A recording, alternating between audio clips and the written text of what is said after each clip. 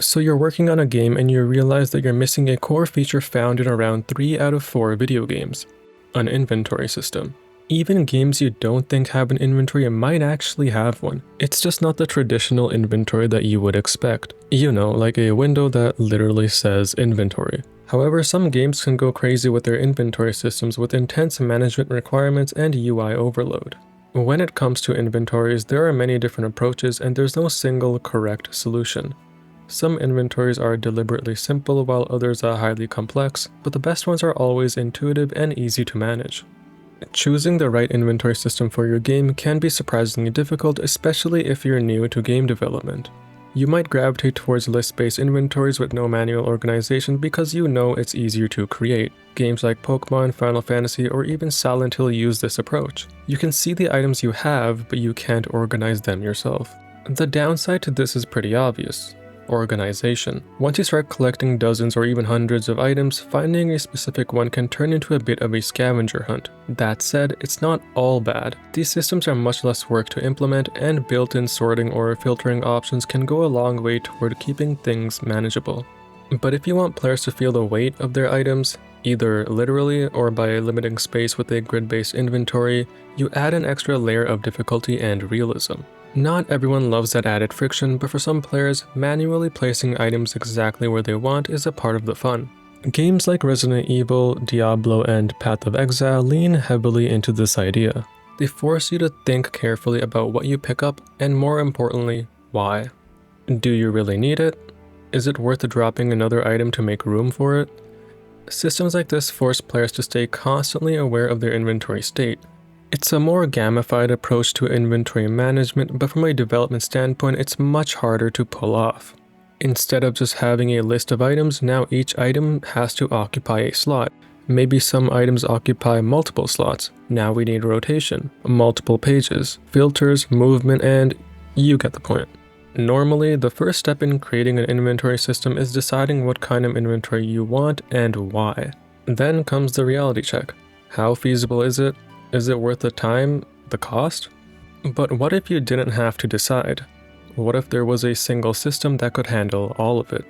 A system flexible enough to mimic almost any inventory behavior, dramatically reducing or completely removing the time it takes to build one from scratch. This was my goal behind Inventool v2. A Unity asset I built to handle pretty much every item-related need you could run into. In this video, I'll be breaking down what Inventool can do, walking you through its basic features, and showing you how you can get it to work in your own game. And just to set expectations early, if you clicked on this video hoping for a free solution, this isn't it. Inventool is a paid asset. I may make another video in the future for anyone interested in a free solution. Let me know in the comments if that's what you want to see. But every time I release an asset, I always get asked the same question. Why no tutorial? So here it is. Before we can start, you need to ensure you have these 3 things. You need the Unity engine because this is a Unity tutorial, you need an open Unity project, and you need Inventool, which you can find a link to in the description below. The first step is to install Inventool. Open up the package manager, click My Assets, search for Inventool, and download the asset. After it's downloaded, click Import and then click Install Upgrade. Finally, click Import once again. If there are any errors in the console, they're usually nothing to worry about. You can just click Clear to get rid of them. You may be met with this home window, you can just close out of it. And that's all for installation. Now that we have Inventool installed, we just need to start creating with it. Open up the Object Manager from Window, Inventool, Object Manager.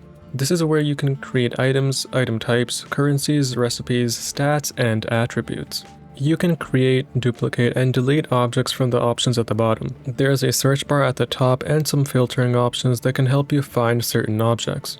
So we don't have any objects right now, and depending on how many objects you need to create, it can take a while. Because this process can be time consuming, I'm just going to use the demo assets for this video. To use the demo assets, go to Window, Inventool, Demo Launcher, and click Import. This is a really quick process and will force close the Object Manager. You'll get the message that the database has been validated. Just click OK. There are some demo scenes that you can try out, but I'm not going to go over them in this video. Now we can close out of this and reopen the Object Manager. You'll be met with a bunch of objects that we can work with. Now there are a lot of options for each object, but for the sake of time, I'm not going to go over them here. Most options are self-explanatory, but if you don't know what an option does, hover over it for an explanation. Make sure to have at least one item type even if you don't need to categorize your items in-game. Items in Inventool just really like having a type. To explain attributes, because they're the most confusing out of the rest, attributes are a way to set strengths and weaknesses to stats. You can take a look at the effectiveness chart to get a better visual of how they perform against each other. Remember, I'm just using these assets to essentially skip the object creation process. You can take the time to create your own items, currencies, or whatever else. To test our objects, we need a playable scene. If you have a working scene of any kind, feel free to use that. I'm just going to grab one of the demo scenes and use that as a starting point. I can just go into the demos folder, copy this scene, and paste it here.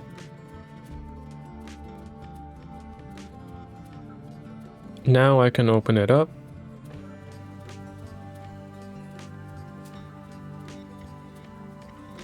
Anyway, this is a complete demo scene, but I want to start fresh, so I'm going to remove most of these objects here. I'm making sure not to delete the player, environment, and input related objects. I'm also going to remove these components on the player.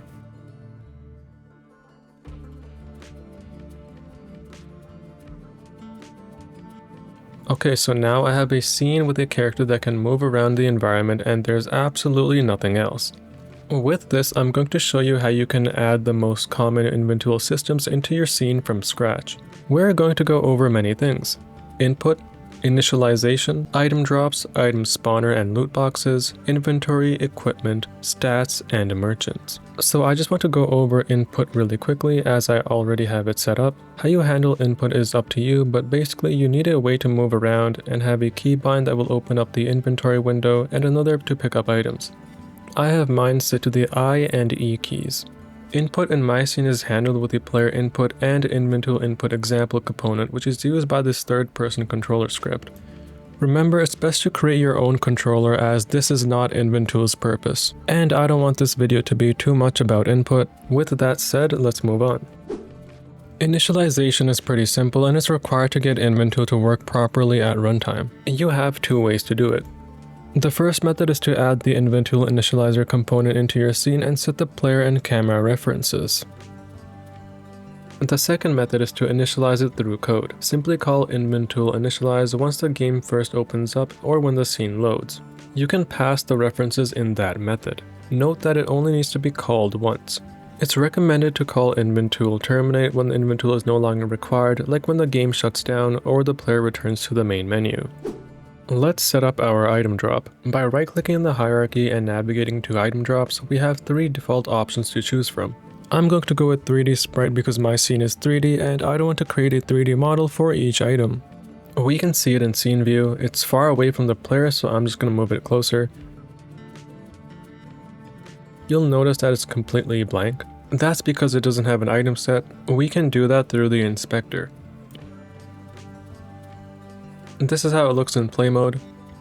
There's a particle set on it which you can freely adjust or remove.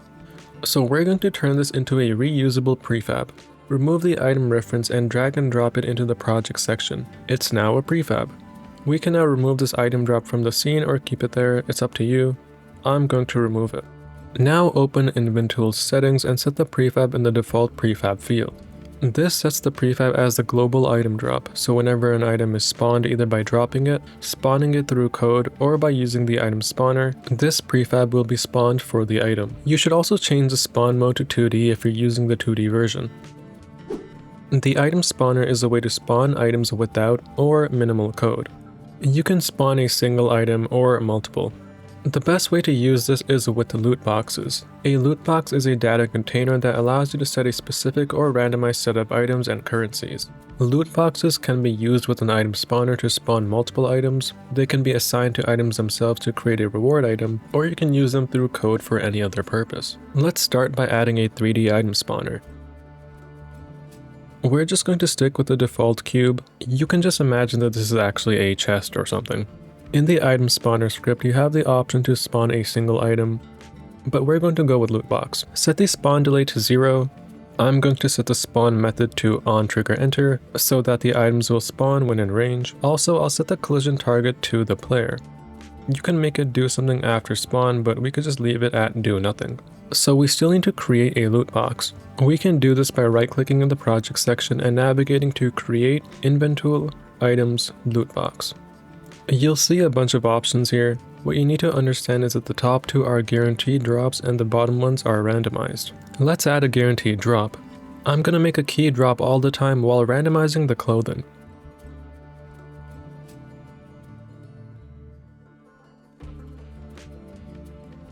The drop rate determines the rarity of the item relative to the other items.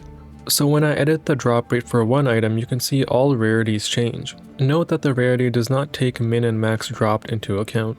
We can also set the range, but only for stackable items, which is set at the item type level. I'll add a stackable item that will drop anywhere from 1 to the max stack. By the way, the max stack can be adjusted from settings. I'll increase the drop amount so it will drop anywhere from 2 to 5 from the possible item drops. When you're done with this, set it on the item spawner and enter play mode to test it. There we go, my items are spawning correctly with the key being spawned all the time. By the way, feel free to edit the item drop prefab as you'd like. Right now my character can't move through dropped items, so I'm just going to change the layers and collision settings so that the player can walk through them. I'll just time-lapse this part because it's more related to Unity's collision system rather than an Inventool system.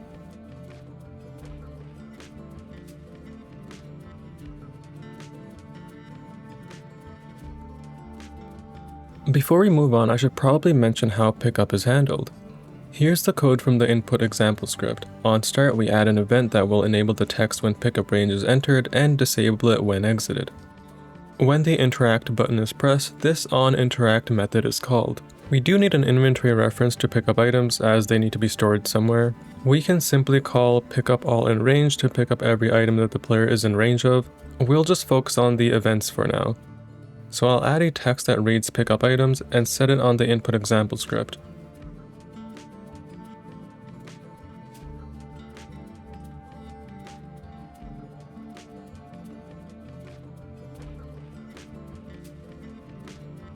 Now, when I enter and exit the pickup range, it displays and hides the message accordingly.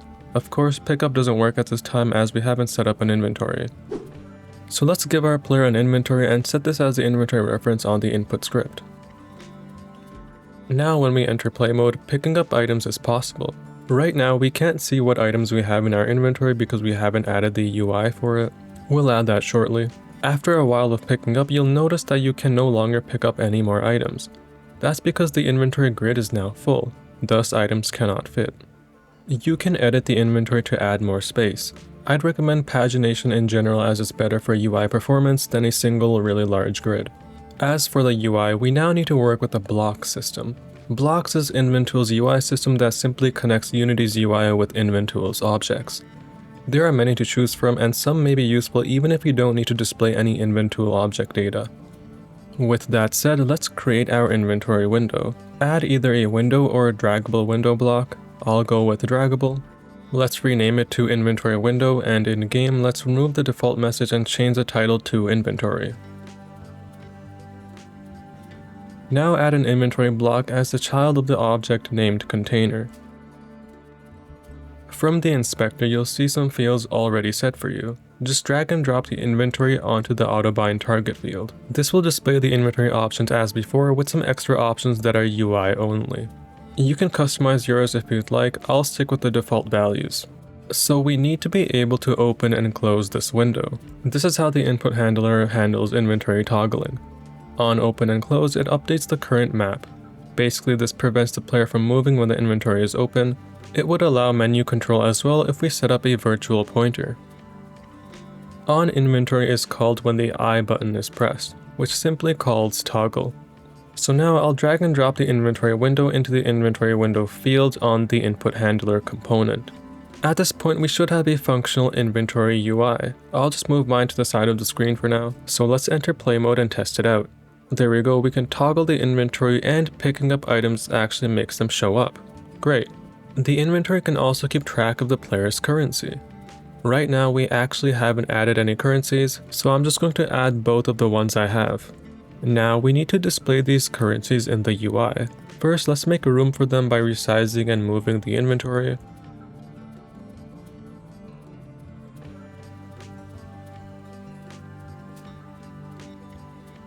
Let's create an object that will contain the currency elements. Add a currency block as a child of it. Make the container stretch at the top. If you have one currency, this should be enough, but since I have two, I'll use a horizontal layout group to help resize and position them. So the first one will display gold and the other one will display gems. From the currency block component, select custom and drag and drop the inventory block onto it. Now select the get currency method, which will accept a string. Insert the name of the currency. I'll do the same thing for the other currency block as well. And that should be all. Now when we enter play mode, the currencies should be displayed. Before we move on, I'd recommend adding these 4 window blocks onto your scene. They can come in handy.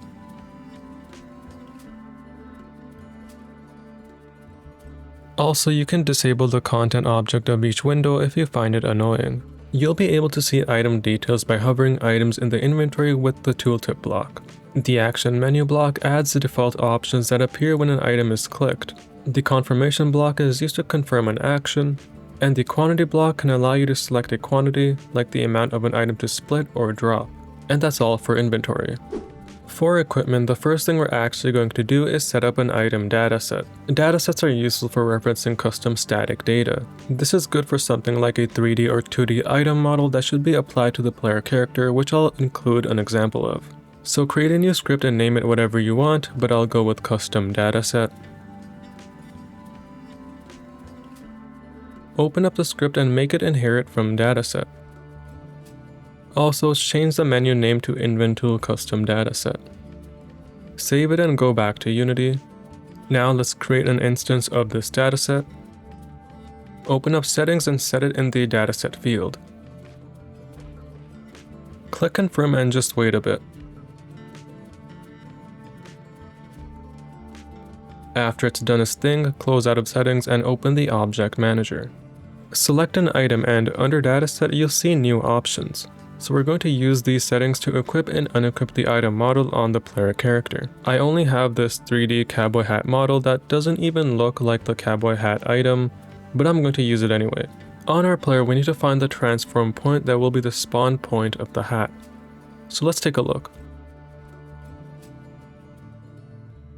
Head end seems to be the correct point. By the way, if you couldn't find one, you'll have to add it. Now go back to the dataset script. We need this script to do 3 things. It needs to be able to reference an item model, spawn it on the player, and remove it from the player. So here's what I ended up with. We have a field that can accept a game object. This includes prefabs, a get hat position method which gets the head and transform object on the player. I'm using Inventool player transform to get the player, but you can use any other method. The spawn and hat position spawns the prefab into the exact position of the head. We first call remove hat in case the player was already wearing one, then get the hat position and instantiate the prefab at that location. The remove hat method is pretty simple. It just gets the first child object of the head end, which should be the hat itself, and destroys it. That's about all. By the way, if this feels like a strange way to apply models to characters, that's intentional. Inventool doesn't force a specific way of attaching item models. I wanted to keep that process flexible so Inventool can adapt to a wide variety of game styles and setups. Also, this code is very minimal and basic. I'm sure you can come up with something better. Now I'll just head back to the Object Manager and set the hat prefab and both of these methods. At this point, the hat should be applied to our player once it's equipped and removed on unequip. However, we still don't have a way to actually equip items. Luckily, this part doesn't require any code. So let's give our player the equipment component. Link it to the inventory. We'll leave character stats for later.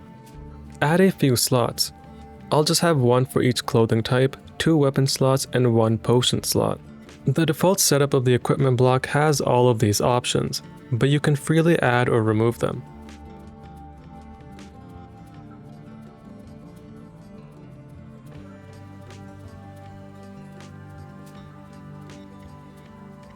I'll enable remove from inventory for all slots. This is entirely optional. Lastly, set the item type restrictions.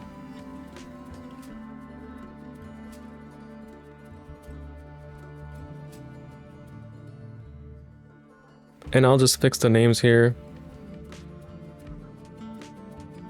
That's all for the data side of the equipment. Now let's do the UI side. By the way, I decided to add all items to the loot box so that I can test each one. Add the equipment block to the window. Clearly we're going to need some extra space. I'll just resize the content width so that there's room for the equipment.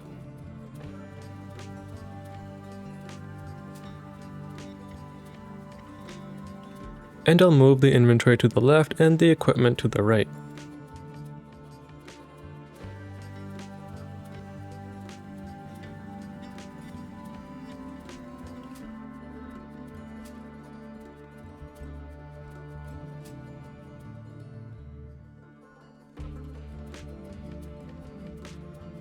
So you'll see a bunch of equipment slots in the hierarchy.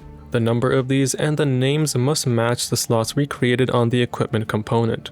You can remove, add, or customize each as you'd like. Mine should already match, so I'll leave it as it is. Click the equipment block and drag and drop the equipment to the auto bind target field. Anyway, this should be enough to have equipment functional.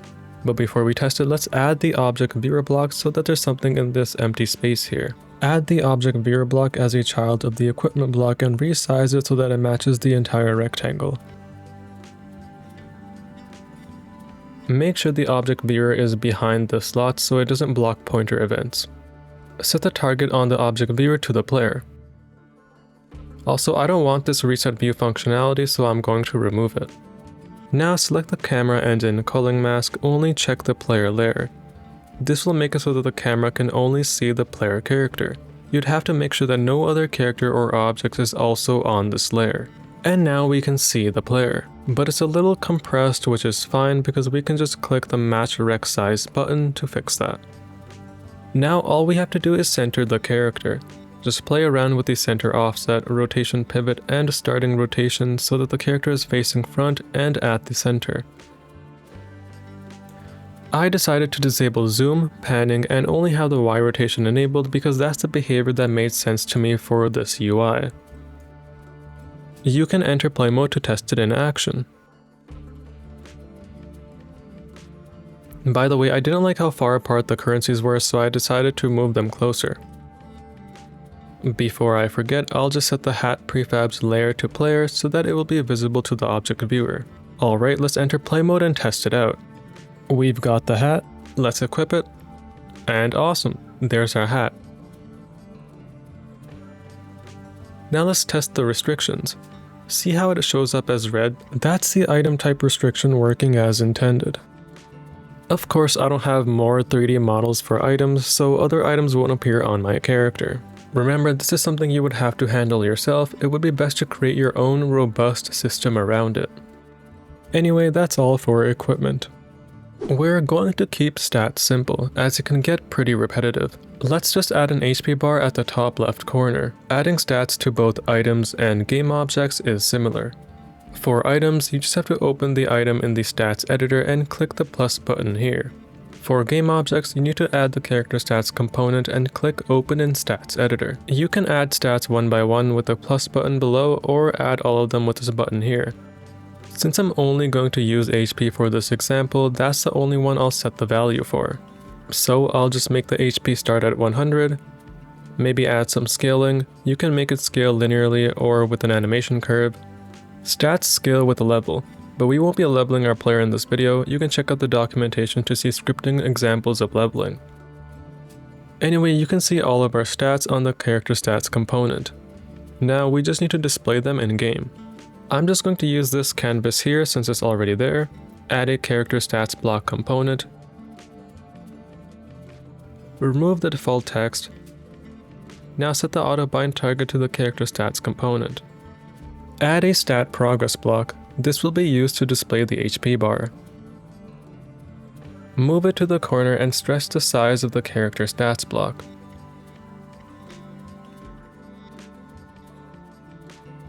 I'm going to change the HP bar color to green. You can do red or some other color if you want to. Select the stat progress block. Set the target type to custom, drag and drop the character stats block onto the auto bind target field and select the getStat string method. You can type either the full name or abbreviation of the stat. One final thing, click the player and link the character stats with the equipment.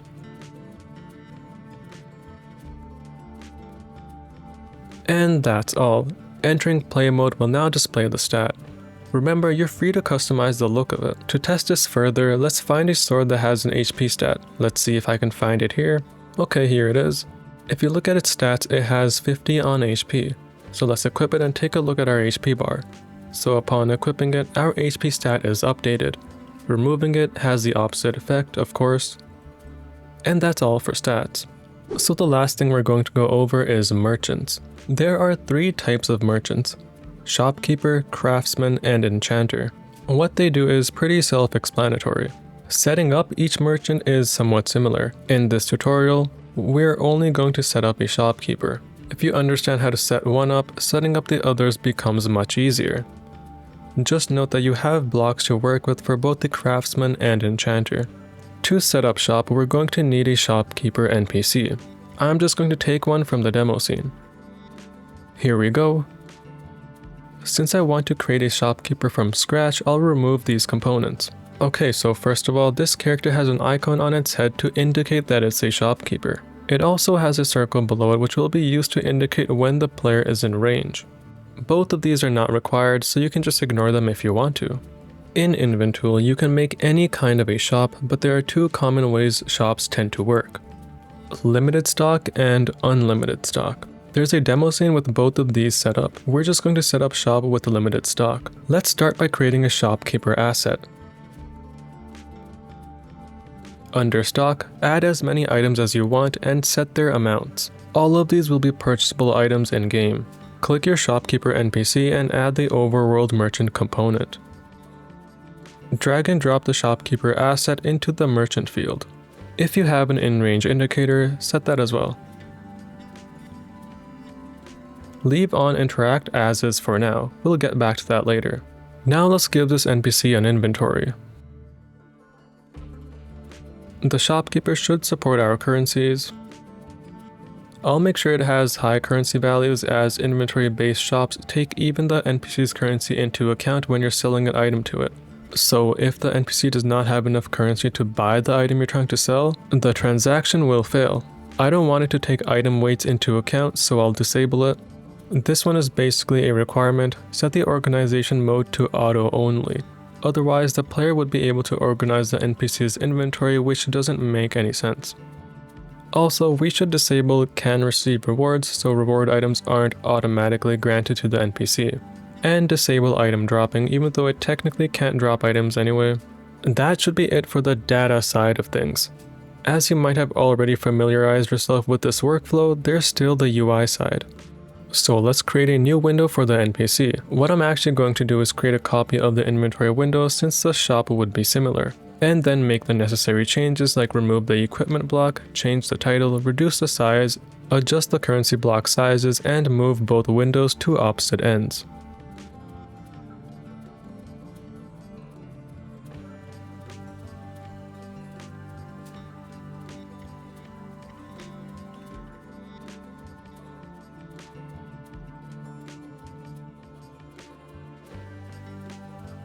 Okay, here's a really important part.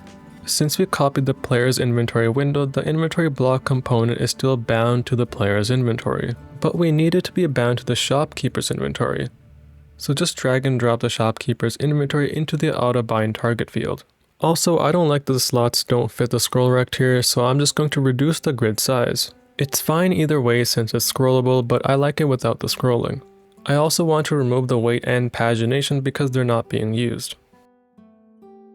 Finally, we want both the shop window and inventory window to open when the merchant is interacted with. Just as a reminder, here's my interact code. You can see here that it's interacting with the closest merchant. This means that this onInteract event will be invoked. So all we have to do is open the shop window and inventory window through this event. In my case, I also need the shop window to update the input map as it's open and closed.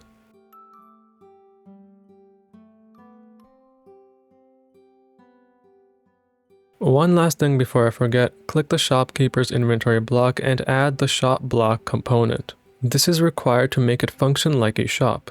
Set the shopkeeper reference to the shopkeeper NPC and the buyer to the player. Okay, everything should be set up at this point, so let's enter play mode to test it out. So when I enter its range, you'll see the circle appear. When I exit, it disappears. With this, we can tell when we're in range to interact with the NPC. I don't have any items on me right now. I want to test selling, so I'll go grab some. That should be enough. Now let's interact with the shopkeeper. So it correctly opens both windows and you can see the entire shop. As I sell items, both currency values update accordingly and you can see the sold item in the shop. You can even buy it back. And buying works correctly as well.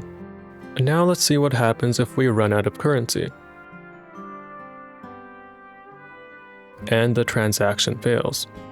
Multi-stack items use the quantity block to allow you to select an amount. Unfortunately, I can't afford that many potions, but I can always sell something to get more gold and thus afford more potions.